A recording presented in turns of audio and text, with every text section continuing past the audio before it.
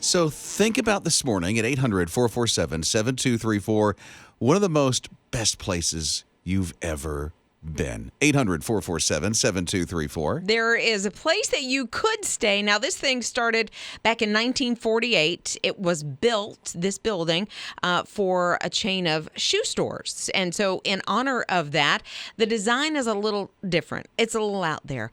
It's shaped like a shoe. Like the little old lady in the shoe, right? Exactly. It was at one time an ice cream shop. Another time it was like a honeymoon getaway. But it's a place to stay now, right? But now it's an Airbnb. That's crazy cool. I know. So the new owners came in over the summer of this year, and they really have spent a lot of time renovating, getting it just up to snuff, as they say. And now you can rent. It's about $270 a night. What? To stay there. Yeah. Where is it? It's in Pennsylvania. Yeah. Near anything? Not really. It's kind of out there in farmland. But it's I'm glad it's in farmland. I wouldn't want to be on a busy road. No. Because, I mean, what is that? That's a shoe. So it's almost $270 a night to stay there. It's going to be available till the end of the year. Because it looks like a shoe? Well, I mean, it is different, and there's plenty of room. Like Pennsylvania, is it like near Hershey at least? No. You can go see where they make the candy bars? Chocolate bars and then go hang out in your shoe. Is it near I don't know, amusement park? No, it's near. I think there's some cows on the left, horses on the right, or something. I'm not really sure, but it's out there in farmland. You're listening to Rob and Lizz in the morning. His radio. So there's this shoe that's 3 stories and it's an Airbnb. Mm-hmm. Rob and Lizz, his morning crew on his radio. So we're hearing from Ninja, our producer. She said, "Oh, you think staying in a shoe is great for an Airbnb? How about a mohawk?" A mohawk, really? What are you? It looked like hair. No, it's called the Mohawk Mountain House. Oh, I thought you said mohawk. Wait a minute. Seriously, in my head, I was thinking hair.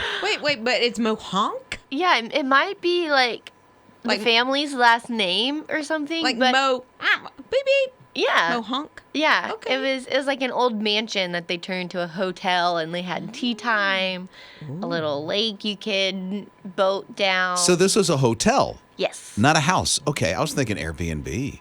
Nice. I'm thinking staying in hair would be better. I was thinking that'd be kind of cool to stay in the top floors, the hair. But lake and everything, huh? Yes. That's nice. Yeah, I rented a cabin, and I still hear about it to this day. I rented a cabin. I usually let my husband Joey do the research on staying somewhere. It was like stepping into Mayberry. It was rotary phone. They had a rotary phone. Oh, everything was old school? Yeah, and I mean, it was like 2 or 3 years ago. Kitchen? The kitchen was, it was older. I think it was the avocado green appliances, that kind of thing. But also the television, I remember, was the big box kind. So it still had the tubes and the fuses and all the stuff. That's excellent. That's the best. You can't get anything on those TVs anymore, but hey. Oh, you couldn't call anybody, just... Wow, she does that well. You're listening to Rob and Lizz in the morning. On his radio. Think back, if you will, when you were just a little person, just a child, and somebody asked you about getting married. It's Rob and Lizz in the morning, his radio. What were your thoughts as a kid about marriage? Oh, I did not want to get married. You were like a no. Oh, I was a no. Even up into my early teens, I was like, never happening. I can tell you, when I was 5, girls were gross. They're gross. Gross. They have cooties. Ew. Oh, yeah, and you cross your fingers behind your back so you wouldn't get cooties. Don't want to get cooties, no. What is that? This is a young little guy. Do you know how old he is? Maybe 5 probably 4 or 5. 4 or 5 years old at the most. Yeah. Probably 4. And he's posed a question, and here's the question and his thoughts about answering this question. When you get married, are you going to be a protector? I'm not going to be married at all. Why? I don't want to be married. Are you kidding? I thought you wanted to be a dad. I would be scared. Why? Well, because I don't want to kiss anyone. How come? Well, if if they kiss me, they sometimes do it with spit. No. He has several other thoughts, too. He does about being a dad and whatnot, but That's yeah, great. And I don't want those girls kissing me. They got spit. 4 years old. But I mean, that's the way you think about it. Like that is Right? gross and disgusting. So, your thoughts about getting married when you're 4.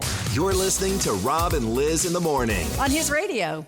You probably didn't know this, but Scott Watson has been married before. It's Rob and Liz on his radio. Scott does our news. And Scott, when was your first wedding? You're going to have to talk about your very, very, very first wedding. Yeah, all the way back in the 5th grade. 5th grade. Wow. 5th grade. Married in the 5th grade. What happened? Well, my girlfriend at the time, of course, back then, boyfriend, girlfriend, not really serious. But we decided to have a wedding on the playground. So Playground we wedding. had the whole shebang. We had, had the best man, we had the bridesmaids, and we had a friend of ours that did the officiating, right? Bunch of 5th graders. Yeah. On the out there playground. on the playground. Right by the swing set. Yeah.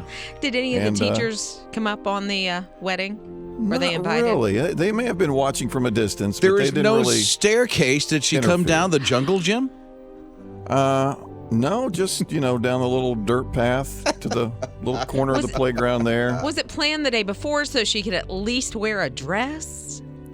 Yeah, she wasn't really into dresses, so she didn't have a dress. We were just in our casual school clothes. It was casual wear. So, I mean, Casual. was there a pastor? Well, we had a friend of ours that played the role of pastor. Okay, good. And so he did the officiating, and instead of kissing, we weren't into that, so we just shook hands.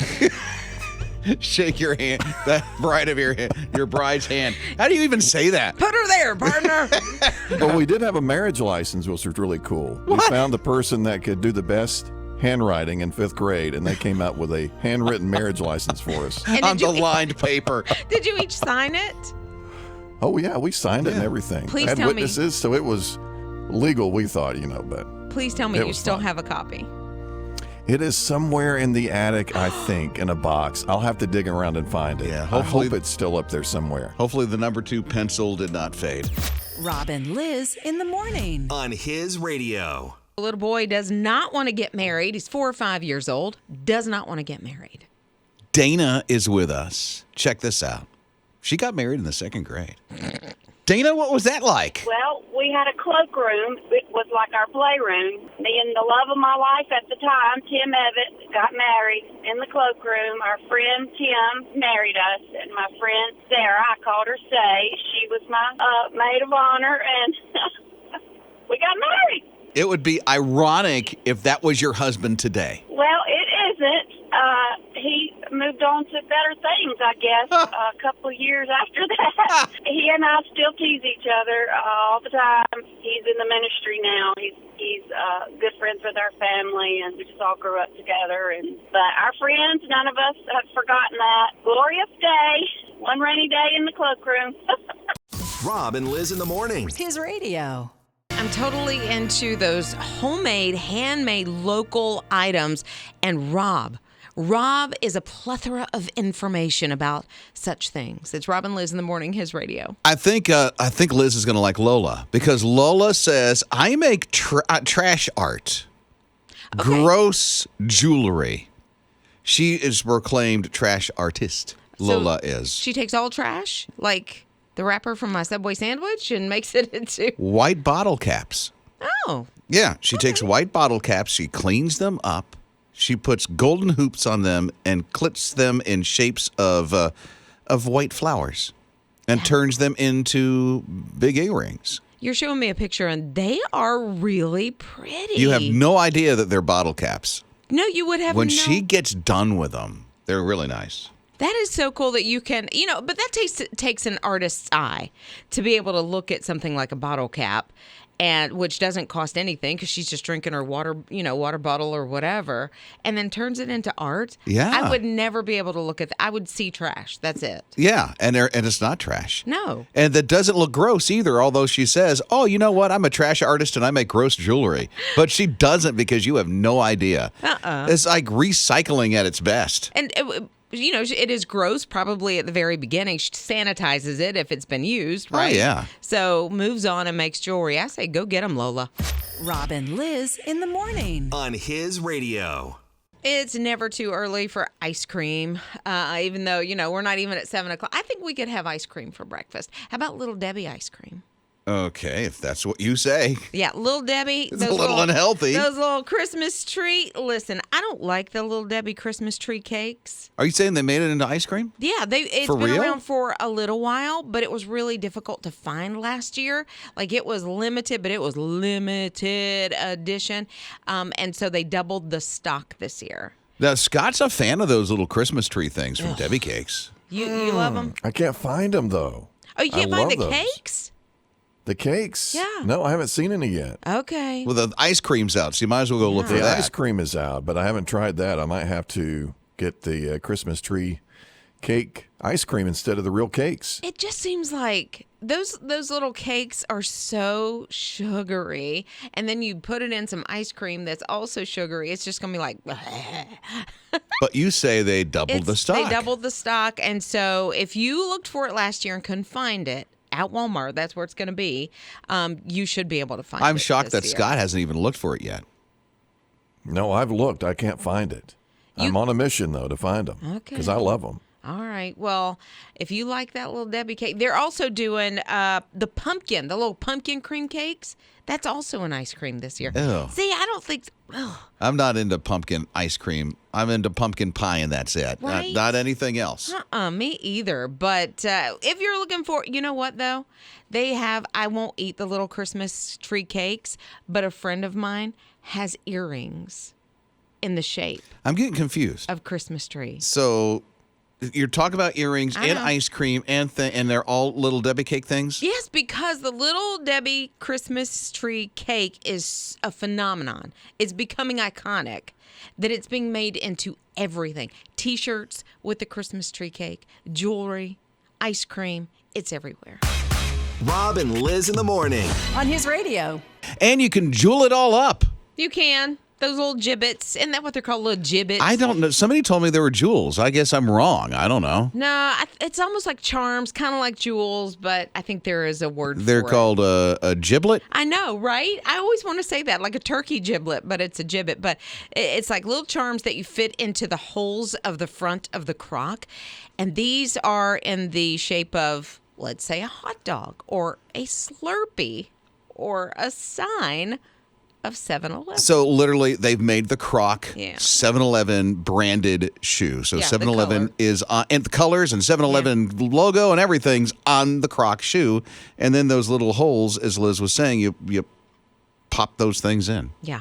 And they're not cheap. So if you love 7-Eleven and you love a Slurpee, the least amount of money you'll get by with paying is about $50 just for the crock itself. Really? But they have one called a Mega Crush Clog. What? Yeah. What's that mean? I don't know. It's something they sell at Is it I guess wooden? 7-Eleven. No. It's just a certain design of it. It's $110. Really? $110 for, it has an elevated heel. So it's kind of like a platform clog. I tell you what, I'm just going to stick to my Buster Browns. Rob and Lizz in the morning. His radio. Melissa needed a place to go where she felt like she was being held.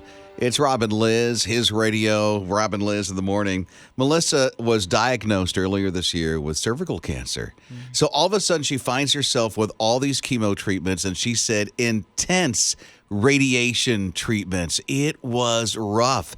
On top of that, she has an hour drive to and from work. Oh, my An hour goodness. one way, Good an grief. hour another way. And she said what really helped me keep focused on God, she said seriously, was his radio.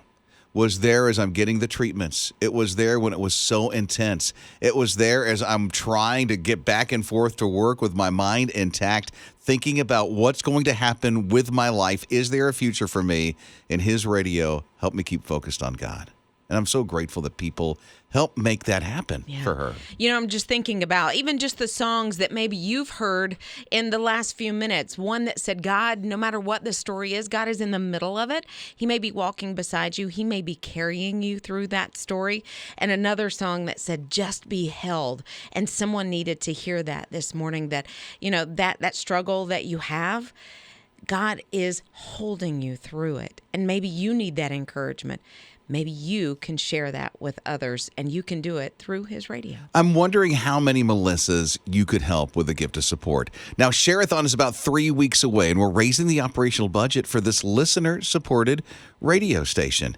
And here's the thing, with the big goals that His radio has for Sharathon is the biggest goal ever, and 4 days to raise the support.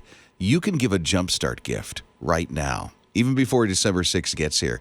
So here's how you can help another Melissa who is going through something in life. You can give your gift right now by texting the word GIVE to 800-447-7234, and we'll send you a link that you can give your gift to. That's the word GIVE, 800-447-7234. Use the My His Radio app or hisradio.com.